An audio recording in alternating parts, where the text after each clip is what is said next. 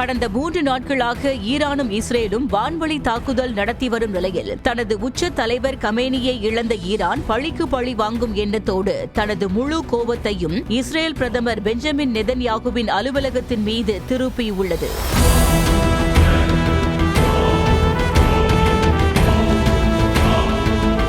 Israel பிரதமரின் அலுவலகம் மீது தாக்குதல் நடத்தியதா?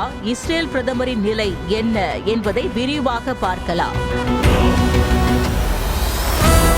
அமெரிக்காவும் இஸ்ரேலும் கைகோர்த்துக் கொண்டு ஈரான் மீது கடுமையான வான்வழி தாக்குதலில் ஈடுபட்டு வருவதால் உலக அரங்கில் 3வது உலகப் போர் ஏற்பட்டு விடுமோ என்ற அச்சம் நிலவி வருகிறது.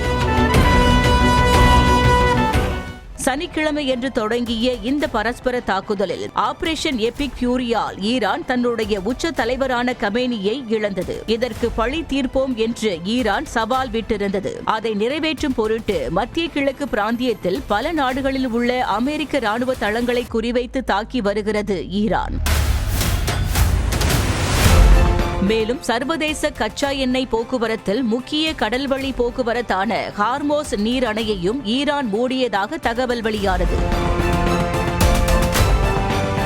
அதேபோல் அமெரிக்காவுக்கும் பிரிட்டனுக்கும் சொந்தமான 3 எண்ணெய் கப்பல்களை ஏவுகணைகள் மூலம் தாக்கியதாகவும் இப்படி அடுத்தடுத்த முக்கிய நடவடிக்கைகளை மேற்கொண்டு வரும் ஈரான் தற்போது இஸ்ரேல் பிரதமர் பெஞ்சமின் நெதன்யாகுவின் அலுவலகம் மீது தாக்குதல் நடத்தியிருப்பதாக தகவல் வெளியாகியுள்ளது.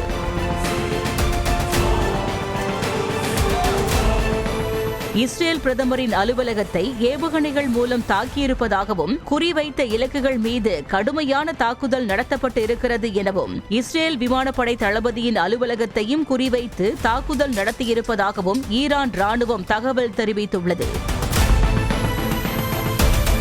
இந்த நிலையில் இஸ்ரேல் பிரதமரின் தற்போதைய நிலை என்ன என்பது தொடர்பாக எந்த செய்தியும் தெரியவில்லை என தகவல் கூறப்படுகிறது.